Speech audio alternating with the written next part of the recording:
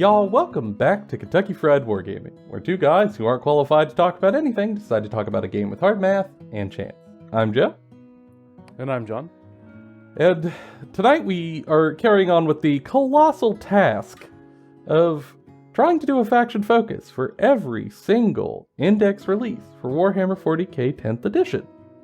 You cannot feign that you aren't excited to talk about big robots. This is literally the episode you're the most excited to talk about. It's a referential statement, John! Colossal, big. I don't even know where I was in my spiel. We're talking about robots. Yeah, we are. And not evil robots, because, like, for those who don't know, we have already, at this point, recorded and sent up the Chaos Knights video, which is big robots, and I love big robots. But they're bad big robots and wicked big robots. And yeah, those are the Decepticons. You prefer the Autobots. yes, we're going to roll out into this description. Because I think fluff matters. And I'm being honest, it's going to be a lot of what I already said for the Chaos Knights. But I promise it has a different ending. So, Imperial Knights. You look at them, they're big robots. We all know this. They're big stompy. But there's some more depth there that is worth talking about. Generally speaking, these machines were created and as a response to humanity pushing out to the stars, where they went out into far-flung colonies to try to settle new life on new planets, and they used these machines as large agricultural implements to fell trees and till ground and other things of the like. Until eventually, when the time came that there was a threat to whatever colony was out there, someone found out that these big stompy agricultural implements can also big stompy on some people's heads. And turns out when that happens, the people who could pilot them become pretty honored. Revered, some would say. Yeah. It's my favorite thing that the forklift certified among us became the nobles. Like, the nobles, the nobility. The knights. They're forklifts. They're vaunted steeds. Great. God, Yeah. all that time I spent in... I'm going to slap a Raymond on the side of one of your Imperial Knights. It's going to be fantastic. I spent, thousands of hours in an excavator. Well, maybe over 1,000. I don't know if I hit 2K. But 1,000 hours in an excavator, and no one offered me a nobility title. Not one. But here they did. And over time, these communities developed, and they fended off more threats with their steeds, and they started to take on a life of their own. As pilots would pilot these things, they have to neurally interface with them, and the knights themselves would start to sort of store the minds of their previous pilots, creating a gestalt consciousness inside the machine, making it an individualistic weapon of war that every pilot has to try to wield in their own way. And through that came ritual and training, till one day, they just became like knights of old. Yeah. Truly. They were a martial order donning these incredibly valuable suits of armor that peasants could not hope to be able to afford, and using it for war in various means. It is so knightly. Just big. Yeah, and in some instances, like, the world's technology levels would go so far back that most people were, like, back to feudal ages with, like, castles and normal armor and, like, normal swords and bows and arrows. And these were, like, almost godlike beings to them. They would be. Could you imagine, like, you're a guy with a halberd and a kettle helm, and now this is storming across the battlefield? Could you imagine the War of the Roses, except for one of the sides has a 200-foot tall murder robot? Like, I don't think the war would last so long. And these sort of pilots are individualistic. These houses, as they call the groupings, are individualistic with different personalities. Some more benevolent, some malevolent, some all about the fight, some all about the people. So you get a lot of flavor room in there for how you want to develop your couple of knights. I give mine custom names and custom pilots and custom purposes and custom builds, and knights really allow you to do that. It's a big canvas for you to change however you want. But they do share some things in common. And for them, that is really the pursuit of honor. There is a chivalric code that they all try their best to live up to, with serious ramifications if they fail to do so. But the rewards for success are so sweet for people who live by that lifestyle. And you get to see it on the tabletop through its very own rules. Yes. And that rule is the code chivalric. Hey, proud of you. You said it right. I pronounced something right. Ding. So you're going to see it over here. But to break it down really easily is when you start the game, you're going to pick one of these. Either lay low the tyrant or reclaim the realm. Right? And you're going to get the oath ability on every one of your robots. From Armiger all the way up to like the super heavies, right? Yes. Like the big boys. And part of that is you get that ability the whole time, but you also have a new mission, like a sub-mission to do, called a deed, right? Yes. So for Laylo the Tyrant, the deed is to complete the objective of killing the enemy warlord. If that is to happen, you immediately gain 3 CP, which is a huge deal. That's such a big lot benefit. of CP to get. Yeah. Yeah, you just get, boom, like great. And then on top of that, all of your knights become honored. So what honored means is that on all of these data sheets you're going to read in this index, it gives you extra rules or extra abilities that are generally them kind of cranking it to 11. Yes, because you have accomplished your nightly quest. Yes, and it's very flavorful and very good. But they have a second army rule too. That's not the only one.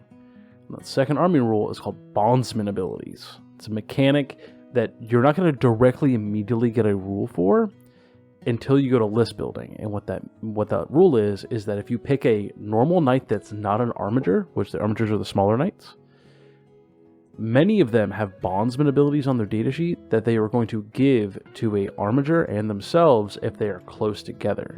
Think it like a squire with a knight kind of deal. It's sort of like training them to take them under their wing. Yeah, which is, again, really flavorful and fun. It's very cool. And it really goes a long way to differentiate this army from the Chaos Knights, because their mechanic for the army is so drastically different. Even though you're playing with very similar models, one is all about cooperation and teamwork, and the other one is all about, like, terror, being aggressive, murder, terror, like murder machines. It's individualistic, whereas here they have to work together to really, like, get the sum of their force imparted on the battlefield. Right. The thing that they sort of share in common, though, is that they're big targets. But for Imperial Knights, while they are not as outright murdery as the Chaos Knights, they are indomitable heroes. They are honor-bound to have these fights, and they're going to do so at almost any cost. And the way that works mechanically here is that across the board, all Imperial Knights have a feel no pain of a 6-up. And if you are honored, it's a 5-up. That's huge. Yeah, it's a massive especially deal. On a model with these, like with this many wounds, 20 plus wounds for a lot of them. That's going to give you so much more time on the field doing your job. It could really win you games if you're able to get that 5+ early. It allows your army to play a little better. But all of this talking about knights, I feel like this is the one army where maybe we could go through all the data sheets. It would take too long for our short form video, but there's not as many of them as some of the other factions. But even with that, I think we are just going to stick with our 2 representative picks that we like to do here on the channel to give you an idea of the flavor of the Force and some models we like. And for me, I'm going to pick a knight that I think is flexible while also being quite strong, and synergizes well with your small knights, because you're almost always going to have some armigers with you. They are very good. But really the thing that makes these knight chassis different from each other is weapon options and also bondsman abilities. And here is the Knight Warden. The Knight Warden is I mean, as you can see on the screen, the stat line there is pretty basic for a knight. 10-inch move, 12 toughness. Basic for a knight, but brutal for everyone else. Yeah, it's a really good stat line, but it's representative for the rest of the book. 10-inch move, 12 toughness, 3 up save, 22 wounds, 10 for objective control, which means he can steal some objectives. But what you really want to look at here is his Warden's Duty bondsman ability. So essentially, he gets to pick one of your armigers, or your warglaves, your choice. And while they are affected by him, they take -1 damage from all incoming attacks. Melee, ranged, doesn't matter. That's very good. Incredible. On top of a feel no pain you get for the army itself, that really keeps your little knights in the game when otherwise they might be a tad squishy compared to the big boys. Yeah, it's a really nice simulated power pair here. It's really cool. It keeps them fighting. You know, he really keeps them close to his hip. But secondarily, he also has an ability, Thin the Ranks, which increases his ability to hurt stuff. So he could give himself devastating wounds on his ranged attacks, depending on what he's targeting. That's really good. And that's always just a good ability, but especially here, because his base gun that comes standard is the Avenger Gatling Cannon. It has 18 attacks at strength 6, -2 AP, and 2 damage. That hurts so badly, and it's really like an elite infantry demolisher. And at 8, yeah, it just mulches Marines. It does, just eats them up. And with devastating wounds on 18 shots, some of them are going to go through.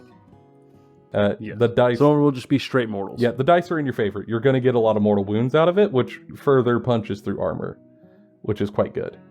But secondarily, the downside of that gun is that it isn't as good if you got to fight tanks. But luckily, on his left hand, he has a hell of a left hook.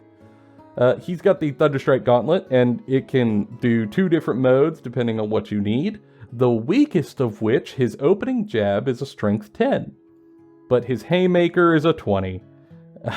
And that Haymaker is 4 attacks at strength 20, -3 AP, and 8 damage a swing, John. Good lord.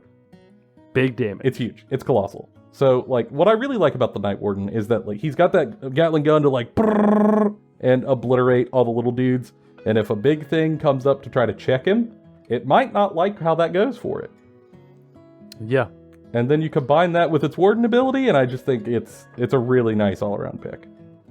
Yeah, it's a nice, like, solid, like, second pick. Yeah. I don't... But I'll tell you what my first pick is. Are you going bigger? You've got that crazy bigger. look in your eyes, John. Yeah, so... Honestly, before, in previous editions, I wasn't a huge fan of the huge knights, like the big knights. Yeah. Me neither in the previous iteration. But I like this one, and it's going to be right here. I'm picking the Knight Valiant. And first I'm going to start with the abilities, then I'll get to the weapons, right? Mm-hmm. Abilities-wise, it provides all of your armigers, which are going to take, within 6 inches, the benefit of cover. It makes them just really, really tough, right? If you mix that with that Warden ability, these armigers are going to be almost level of an actual knight. Yeah, -1 damage and +1 save is it's huge. Colossal. Huge. Yeah.